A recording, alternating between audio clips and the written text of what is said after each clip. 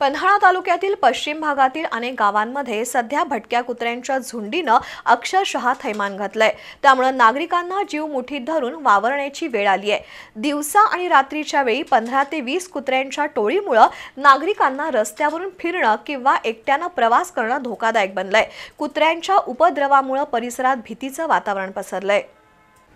पन्हाळा तालुक्याच्या पश्चिम भागातील ग्रामीण भागात भटक्या कुत्र्यांची संख्या अनियंत्रितपणे वाढली आहे।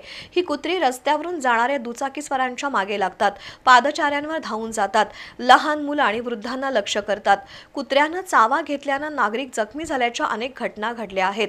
कुत्र्यांच्या दहशतीमुळे पालक आपल्या मुलांना घराबाहेर पाठवण्यासाठी घाबरतायत। सायंकाळनंतर अनेक भागांमध्ये अघोषित संचारबंदीसारखी परिस्थिती निर्माण होते। रात्री कळपानं फिरणाऱ्या कुत्र्यांमुळे दुचाकीस्वार, पादचारी आणि लहान मुलांच्या सुरक्षेचा प्रश्न गंभीर बनलाय। त्यामुळे भटक्या कुत्र्यांचा उपद्रव रोखण्यासाठी प्रशासन, ग्रामस्थ आणि प्राणीमित्र संघटना यांनी एकत्रितपणे काम करण्याची गरज आहे। बी न्यूज साठी पन्हाळ्याहून किरण मस्कर।